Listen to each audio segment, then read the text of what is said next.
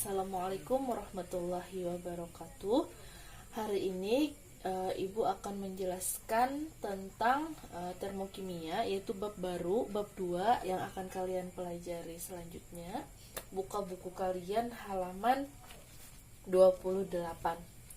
Nah, sebelum masuk ke perubahan energi pada reaksi kimia, ternyata termokimia itu adalah ilmu yang mempelajari tentang energi yang menyertai dengan reaksi kimia. Berarti kita membahas tentang energi, tetapi yang berkaitan dengan reaksi kimia itu disebut sebagai termokimia. Kemudian pada perubahan energi pada reaksi kimia itu, di sini dikatakan hukum kekekalan energi menyatakan bahwa energi tidak dapat diciptakan ataupun dimusnahkan. Energi hanya dapat diubah dari bentuk satu ke bentuk yang lainnya. Berarti energi itu kita tidak bisa untuk menciptakan, maupun kita tidak bisa untuk memusnahkan energi itu. Hanya saja kita dapat mengubah dari bentuk yang satu, akan kita ubah menjadi ke bentuk yang lainnya, yang tetap akan bersifat sebagai energi. Nah, di sana ada contohnya. Ketika Anda menjalankan sepeda motor atau mobil, energi dalam bensin diubah menjadi bentuk energi lain, yaitu kalor. Setelah menjadi energi, dia akan bisa menjalankan sepeda motor atau mobil itu. Dia akan bergerak. Kemudian kita lanjutkan. Yang pertama, Ibu akan membahas tentang sistem dan lingkungan.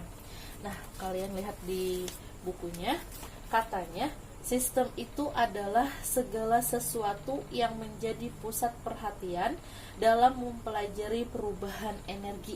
Segala sesuatu yang menjadi pusat perhatian yang mengalami atau dalam mempelajari perubahan energi. Misalkan nih, ada sebuah benda.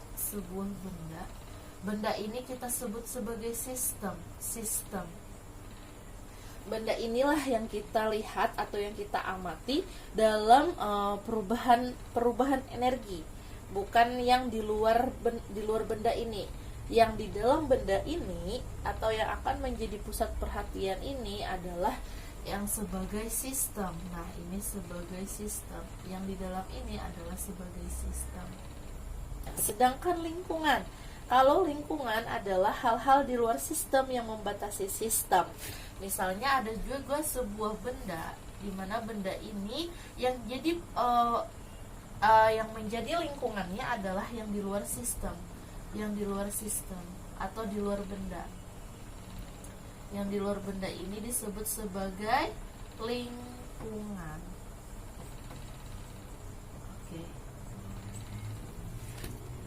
Lingkungan tadi adalah hal-hal di luar sistem yang membatasi sistem. Ini sama, ini sistem yang menjadi pusat perhatian, tetapi yang di luar sistem itu menjadi sebuah lingkungan. Yang menjadi lingkungannya adalah di luar dari sistem. Yang di dalam yang jadi pusat perhatiannya adalah, atau yang jadi benda yang kita amati adalah si sistem. Yang di luar sistem itu sebagai lingkungan. Oke, paham ya? Nah, Ibu mempunyai sebuah contoh. Di sini contohnya reaksi antara larutan NaOH dengan larutan HCl dalam tabung reaksi menyebabkan kenaikan suhu. Sehingga suhu tabung reaksi naik, demikian pula suhu di sekitarnya juga berarti ikut naik. Nah, kemudian yang jadi pertanyaan ialah yang mana dari sebuah contoh ini yang merupakan sistem dan yang merupakan lingkungan. Tadi kan kata Ibu, kalau sistem itu adalah segala sesuatu yang menjadi pusat perhatian dalam mempelajari perubahan energi. Sedangkan lingkungan adalah hal-hal di luar sistem yang membatasi sistem. Berarti pada sebuah contoh ini, reaksi antara larutan NaOH dengan larutan HCl dalam tabung reaksi. Berarti si larutan NaOH dan HCl ini berada pada sebuah tabung reaksi.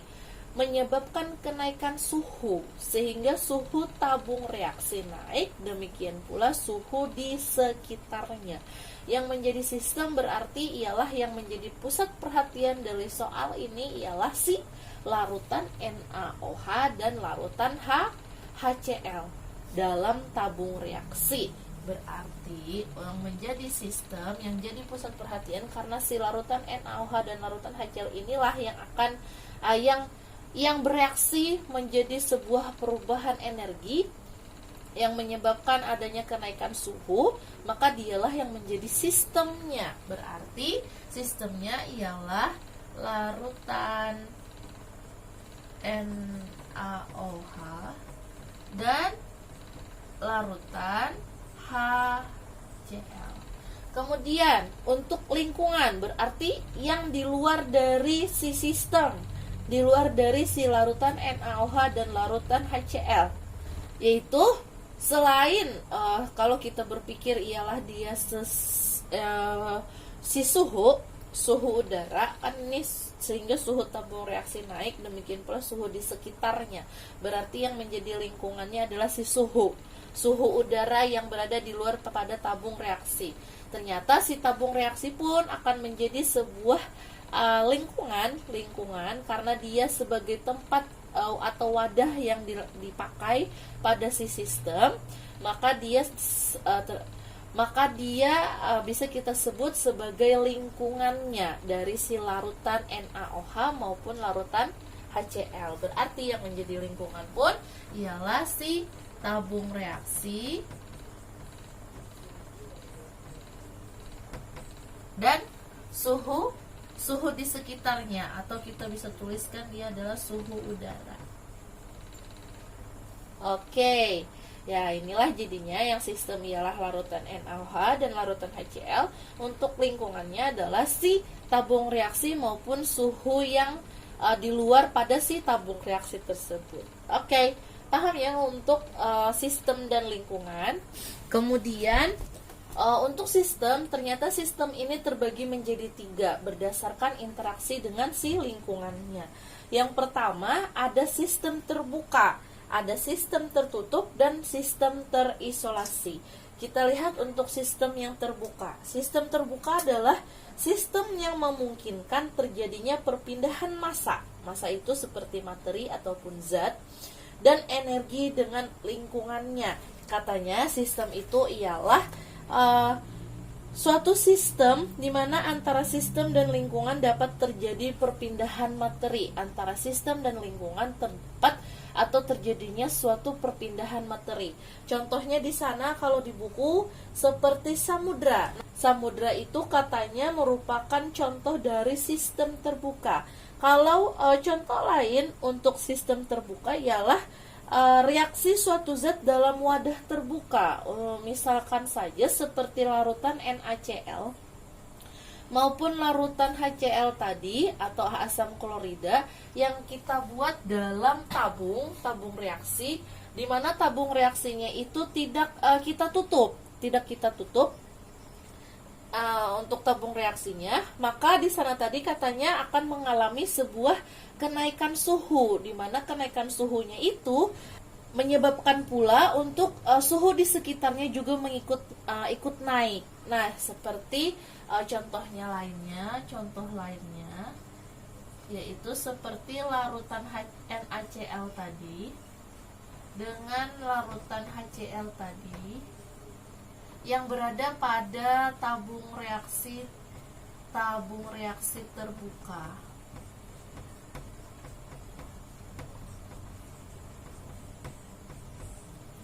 Yang mengakibatkan terjadinya suatu kenaikan suhu yang di sekitar dari si tabung reaksinya pun, di sekitar dari suhunya itu pun juga ikut naik. Ibaratnya nih, misal ibu punya sebuah gambarnya seperti ini.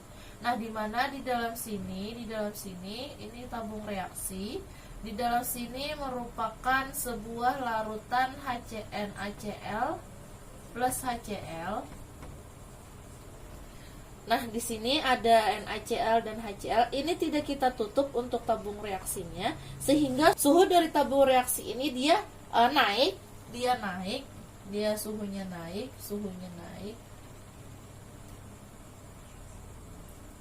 Sehingga suhu di luarnya pun, suhu di luar atau di sekitar tabung reaksinya pun juga ikut naik.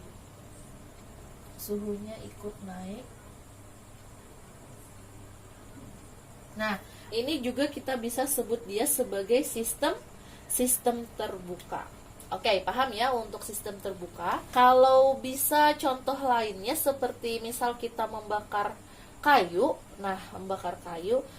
Jika kita membakar kayu, di kayu itu kita merasakan di sekitar bakaran itu kita juga akan merasakan suhu yang naik atau suhunya panas. Nah, sehingga dari sistem itu dia akan ada perpindahan energi ke sekitarnya atau ke lingkungannya, ada perpindahan antara sistem dan lingkungan, sehingga di lingkungannya pun terasa panas. Oke, seperti itu ya untuk sistem terbuka. Oke, kemudian yang B, kita bahas tentang sistem tertutup. Sistem tertutup adalah sistem yang hanya memungkinkan terjadinya pertukaran energi ke lingkungan. Nah, di sana atau sistem tertutup itu ialah suatu sistem di mana antara sistem dan lingkungan dapat terjadi perpindahan energi, tetapi tidak terjadi perpindahan materi. Hanya saja energinya saja yang berpindah, cuman materinya tidak berpindah. Oke, kemudian di sini ada contohnya di buku, yaitu contohnya ialah rumah hijau. Nah, rumah hijau adalah contoh dari sistem tertutup. Dalam rumah hijau terjadi pertukaran panas, tetapi tidak terjadi pertukaran kerja dengan lingkungannya. Oke, maksudnya di sana adalah uap yang ada di dalam sebuah rumah itu, dalam rumah hijau itu, dia hanya berada di dalam rumah hijau itu saja uap panasnya. Yang rasa panasnya itu hanya berada pada rumah hijaunya saja, tidak terjadi di luar dari rumah hijaunya, tidak di luar pada sistemnya. Jadi lingkungannya tidak terasa panas. Yang menjadi rasa panasnya hanya di dalam si rumah hijaunya saja. Itu maksudnya dari sistem tertutup. Tidak terjadi perpindahan materi, hanya terjadi perpindahan energi saja. Dia hanya energinya itu hanya berada di sebuah tempat itu saja, tidak keluar dari tempat itu. Misal lagi nih, contoh lain dari rumah hijau adalah yang biasanya perempuan ya setiap hari, misalkan dia memasak air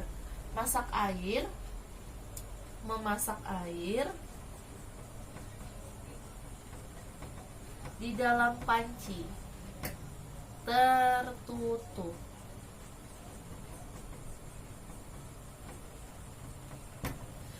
Nah, untuk memasak air ini di dalam panci tertutup, yang menjadi perpindahan energinya hanya di dalam air itu saja yang berada pada si panci tertutup ini. Dia di dalam situ saja yang merasakan panasnya atau terjadinya perpindahan energi, jadi panas di dalam situ, makanya air itu bisa mendidih karena pancinya tertutup. Tidak terjadi perpindahan materi. Maksud tidak terjadi perpindahan materinya adalah kita di sekitar dari panci itu tidak merasakan sebuah rasa panas gitu, tidak merasakan panas dari si perpindahan panasnya dari si panci ini, tidak terasa panas. Hanya saja yang merasa panas di dalam panci itu saja sehingga airnya mendidih. Nah, ini contoh dari sistem tertutup. Oke, paham ya untuk sistem tertutup? Oke, yang terakhir adalah sistem terisolasi. Sistem terisolasi adalah sistem yang tidak memungkinkan terjadinya perpindahan massa atau materi zat ataupun energi dengan lingkungan. Atau sistem terisolasi ialah sistem yang tidak memungkinkan terjadinya perpindahan energi dan materi antara sistem dengan lingkungannya. Di sini adalah contohnya wadah terisolasi adalah termos. Nah, contohnya ini kita lihat termos. Termos itu kan kalau kita isi dengan air panas. Nah, air panasnya itu kan biasanya termos itu walaupun airnya sangat panas, biasanya tidak terlalu panas kalau kita pegang termosnya.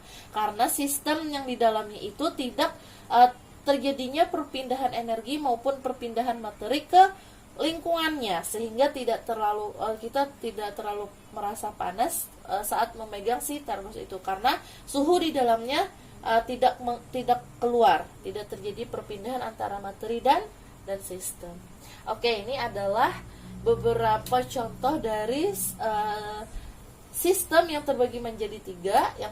Yang pertama tadi sistem terbuka, sistem tertutup, dan sistem terisolasi.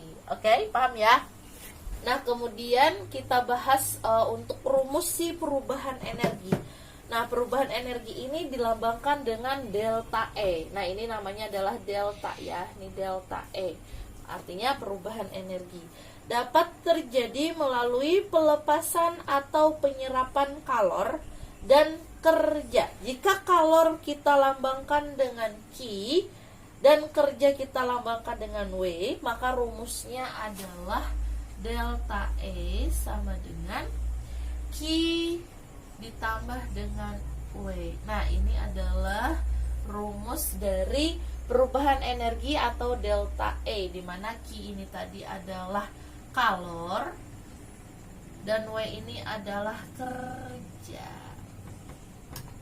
Oke, kemudian di sini ada beberapa catatan atau beberapa rumus untuk perhitungan perubahan energi atau delta E, yaitu yang pertama adanya sistem menyerap atau melepas kalor.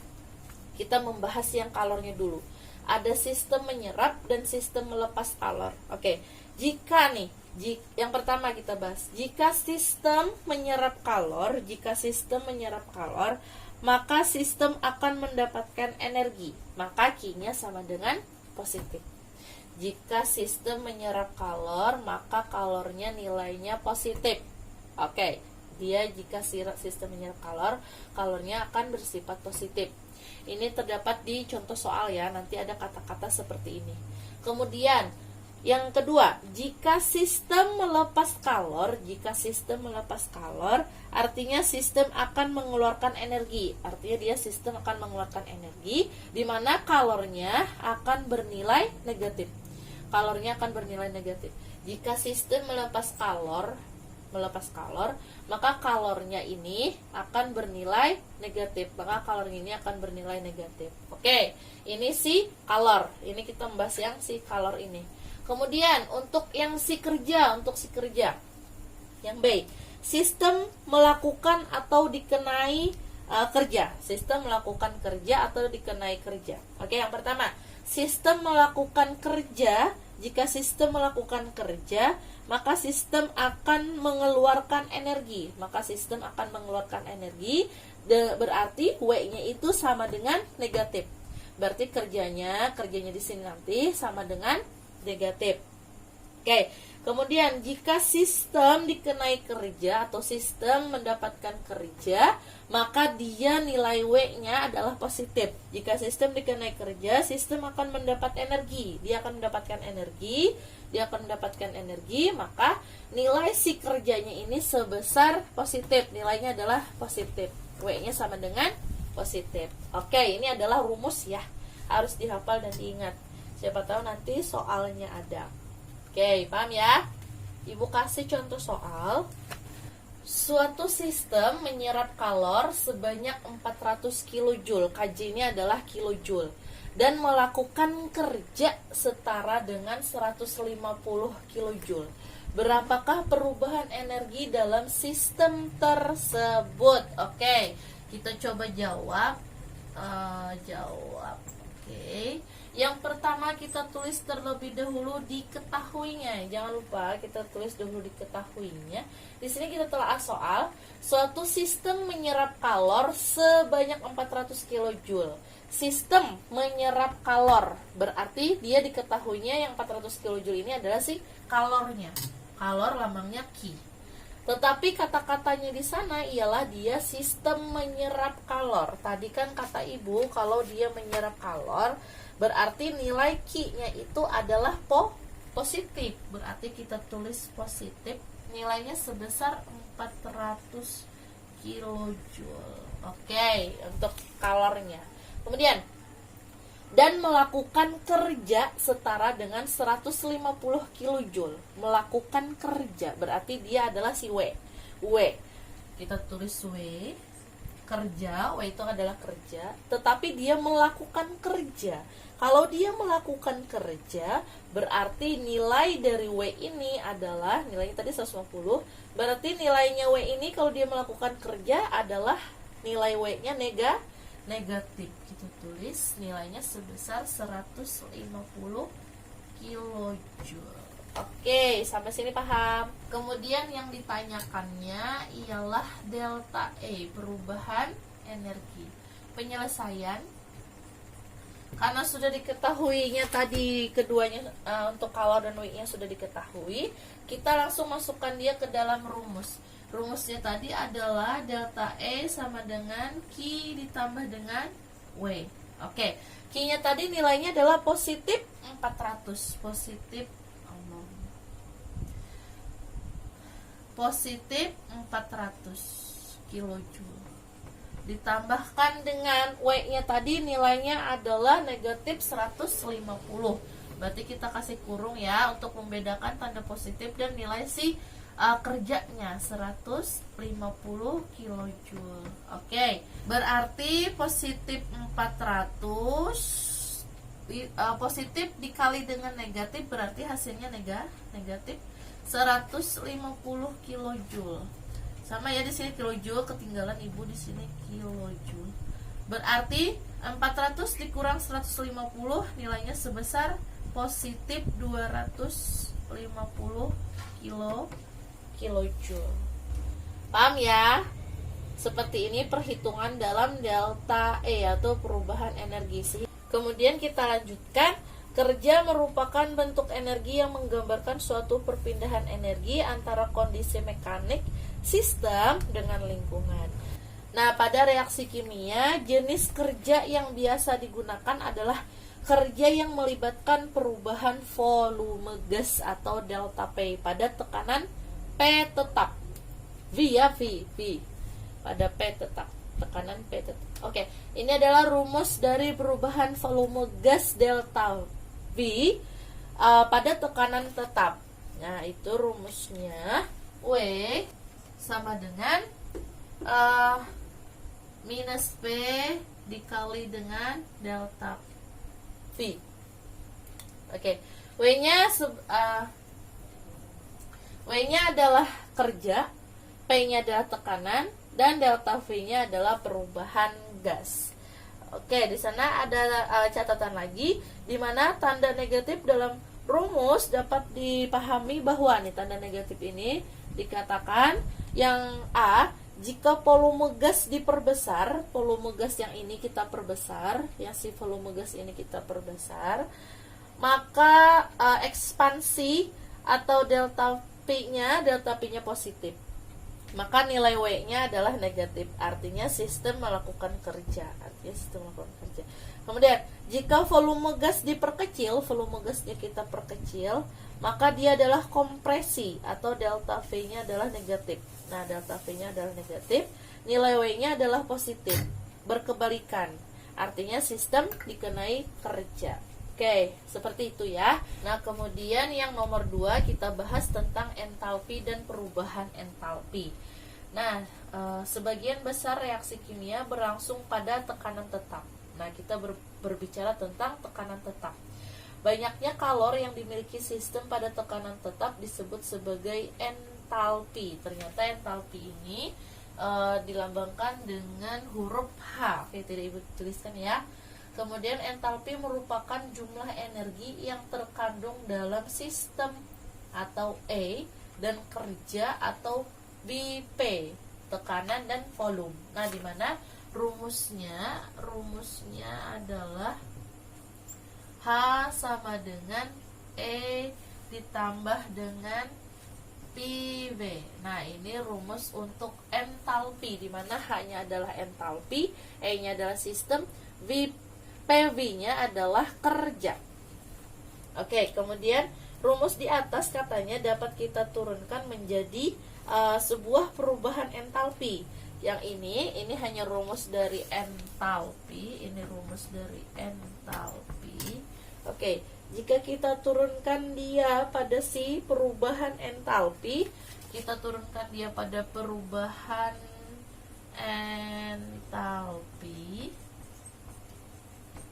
maka dia akan menjadi delta H sama dengan E plus P delta P plus P delta V. Akan menjadi seperti ini rumusnya untuk perubahan energi, turunan dari si entalpi.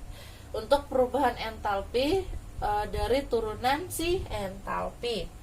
Kemudian karena reaksi kimia umumnya berlangsung pada tekanan tetap, ini kita membahas tentang turunan rumus ya. Maka tidak ada perubahan tekanan, di mana delta P-nya sama dengan 0. Jika delta P-nya sama dengan 0, maka rumusnya akan berubah menjadi delta H sama dengan delta E plus P delta P. Oke, karena delta P-nya tadi sama dengan 0, sehingga nilainya menjadi delta H sama dengan delta E plus P delta P. Oke, ini untuk jikanya delta P-nya sama dengan 0, atau tekanannya pada perubahan tekanannya 0. Nah, kemudian jika kita pasangkan lagi dia dengan persamaan delta E sama dengan Q plus W, dan W sama dengan min P dikali delta P, antara perubahan energi dengan si perubahan volume, maka akan terdapat rumus di mana nantinya jadinya delta H sama dengan Q. Artinya perubahan entalpi sama dengan perubahan entalpi sama dengan kalor. Nah, Ibu seperti ini saja untuk menjelaskannya lebih lanjutnya, karena yang paling rumus paling utamanya adalah seperti ini. Jadi pada tekanan tetap ini terjadi pada tekanannya sama dengan 0. Tekanannya adalah tetap. Maka rumusnya akan seperti ini. Delta H-nya itu jika dia berhubungan dengan si perubahan energi dan perubahan volume gas, maka delta H itu sama dengan Q. Oke, paham ya? Untuk si entalpi dan perubahan entalpi, kita membahas tentang turunan rumus ini saja. Oke deh Ibu, rasa hanya sampai sini saja penjelasan Ibu untuk minggu ini. Kita bertahap dalam pembelajaran. Minggu depan insya Allah kita akan belajar tentang reaksi eksoterm dan endotherm dan persamaan termokimia. Oke, semoga kalian paham dan mengerti. Salah khilaf mohon maaf. Assalamualaikum warahmatullahi wabarakatuh. Nah, ini ada soal. Hanya 3 soal, halaman 36 yang Pilgen. Nomor 7, 8, dan 9. 3 soal saja. Untuk soalnya, kalian tulis soalnya, kemudian untuk jawabannya, kalian tulis jawabannya misalnya A itu apa gitu, ditulis dengan tulisannya ya. Ini soalnya. Oke, terima kasih banyak. Assalamualaikum warahmatullahi wabarakatuh.